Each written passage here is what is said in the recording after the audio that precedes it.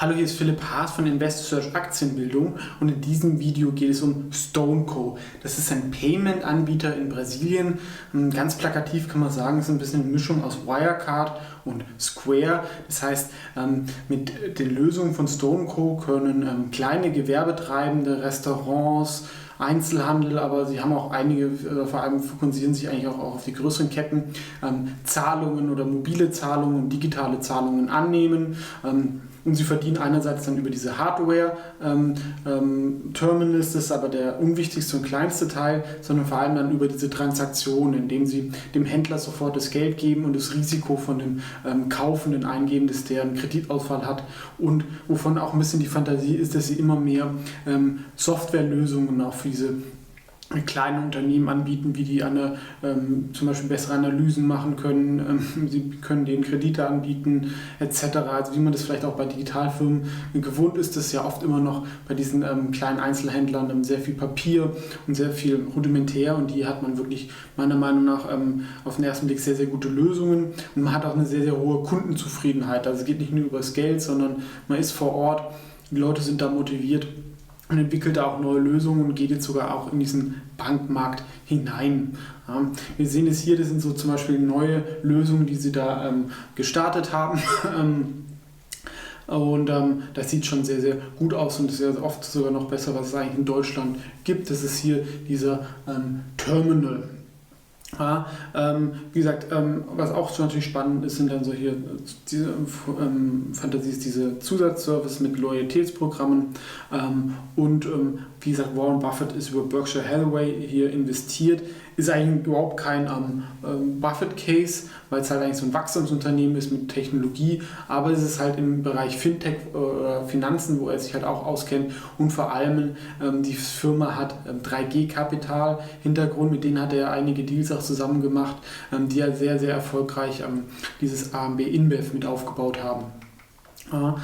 Der Markt wächst natürlich sehr, sehr stark. Payment insgesamt ist groß mit hohen Margen. Es gibt allerdings auch einige Konkurrenten, zum Beispiel PagSeguro und Cielo und auch Mercado Libre im erweiterten Bereich mit Lateinamerika.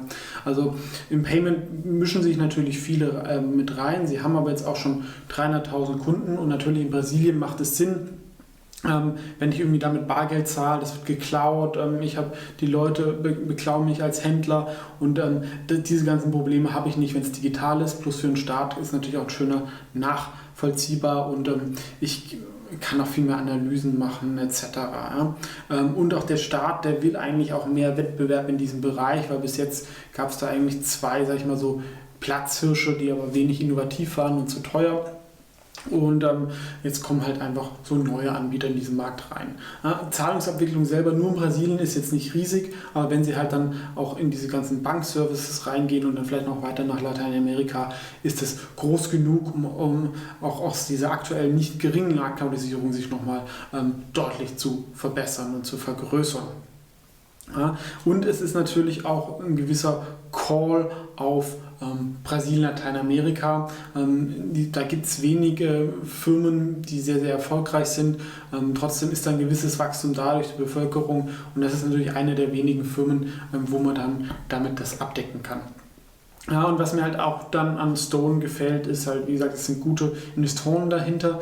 Der CEO ist sehr, sehr jung, das ist vielleicht ein Tick zu jung, ich glaube, er ist 29, ja, da wird einem, was die Leute da schon hinbekommen haben, aber der hat irgendwie auch schon so einen Taxi-Payment-Anbieter gegründet, also war in Harvard, also er versteht die Digitalisierung, hat einen Gründerhintergrund, das finde ich sehr gut und die Strategie, da kommen wir auch noch gleich zu, finde ich auch sehr, sehr gut. Und die Kultur ist sehr, sehr fordernd, wenn man sich das auf Glassdoor zuschaut, aber die Leute sind motiviert. Wir sehen hier auch so ein Bild, also das ist schon, da ist Wachstum, da ist was dahinter. Die Aktie kam auch einerseits mal zuletzt unter Druck, weil eine Bank die Gebühren gesenkt hat. Das hat sich jetzt aber nicht groß für StoneCo negativ bemerkbar gemacht und es gab eine Kapitalerhöhung, was auch negativ gesehen wurde.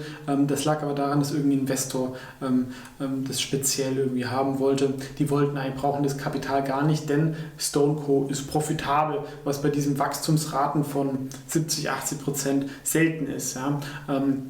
Und jetzt machen sie sogar einen Aktienrückkauf, also denken, dass sie unterbewertet sind. Und wir sehen hier diese Strategie, ja, dass sie eigentlich mit Payment Services anfangen, dann darauf Softwarelösungen verkaufen. Das ist, denke ich, naheliegend. Das haben schon viele versucht, aber sie scheinen da jetzt erste Erfolge auch zu haben. Und der Markt ist natürlich sehr, sehr groß. Wenn ich diesen ganzen kleinen Firmen, denen ihr Leben verbessere oder vereinfache, die sind dann auch bereit, was für zu zahlen, wenn sie das oft dann statt Papier und Paper nicht mehr selber machen müssen. Und natürlich dann langfristig in Bankdienstleistungen, Kreditdienstleistungen ist der Markt natürlich auch sehr, sehr groß.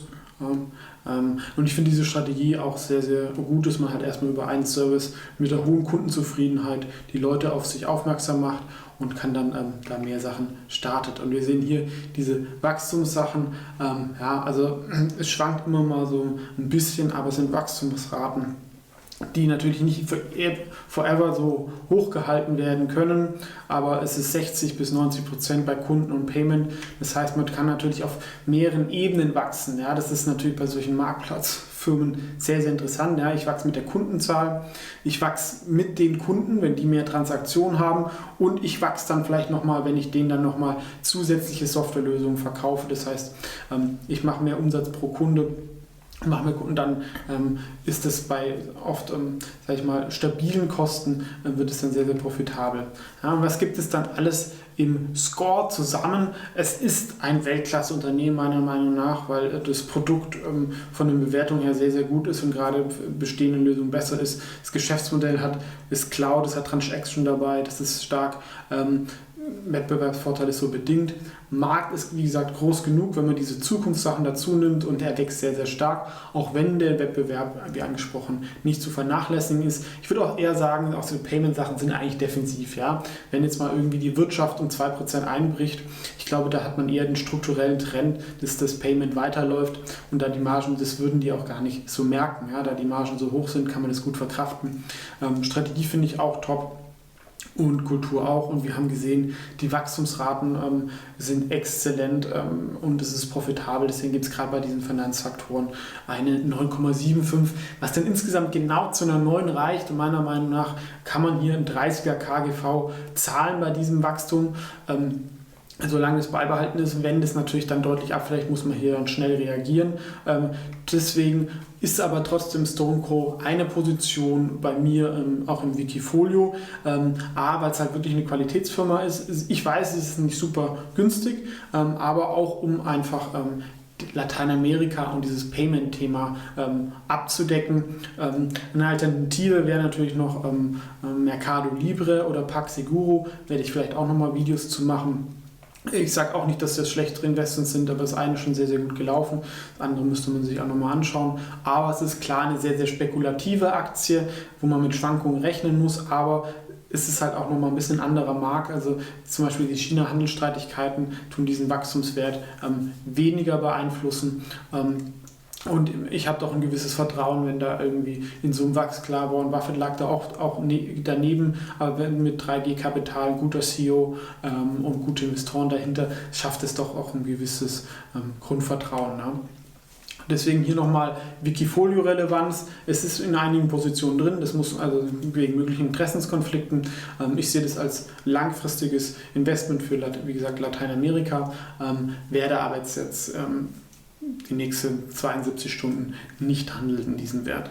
Ja, vielen Dank fürs Zuschauen und wenn es euch gefallen hat, tretet gerne dem Kanal bei oder auch der wöchentlichen Newsletter oder schaut euch meine Wikifolios an und natürlich auch die vielen anderen Aktienvideos. Vielen Dank.